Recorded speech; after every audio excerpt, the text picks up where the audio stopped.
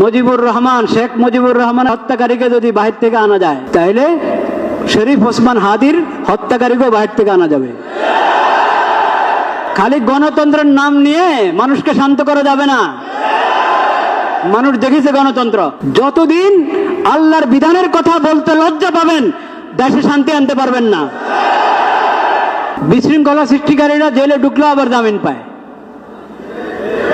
বিশৃঙ্খলা সৃষ্টিকারী কেন জামিন পাবে? অন্যায়ভাবে জেলে ঢুকে জামিন পায় না, হয় কিনা এরকম ঘটনা আছে।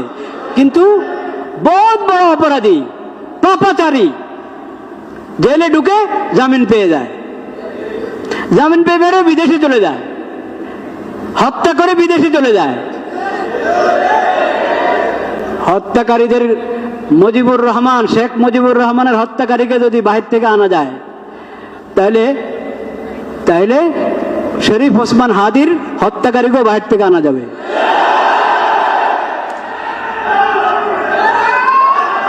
খামোশ খামোশ থাকি, খামোশ থাকি, উপলব্ধি করার চেষ্টা করি। ভাইরা আমার উপলব্ধি করার চেষ্টা করি। গণতন্ত্রের পরীক্ষা হয়ে গেছে। কোরআনে স্পষ্ট বিধান আল্লাহ দিয়ে রেখেছেন কিসাসের, ইসলামী দণ্ডবিধির।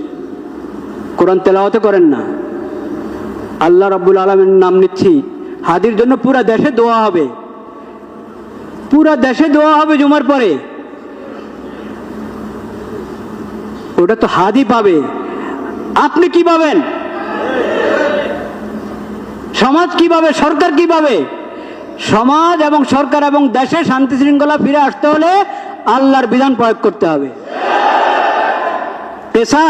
পেশাসের বিধান আল্লাহ যেভাবে দিয়েছেন সেভাবে প্রয়োগ করেন। মামলা ঝুলায় রাখবেন না। মামলা ঝুলায় রাখা এটা ইংরেজদের সভ্যতা। ইংরেজদের আইনের কারণে এরকম মামলা ঝুলিয়ে থাকে। ইসলামী পদ্ধতিতে আসেন, কোনো মামলা ঝুলে থাকবে না। ইসলামের দ্বন্দ্ববিধি এবং ইসলামের কিসাস যদি প্রয়োগ করতে পারি আমরা সাহস করে, তাহলে ইনশাআল্লাহ সমাজে পূর্ণ শৃঙ্খলা এবং শান্তি নিরাপত্তা ফিরে আসবে।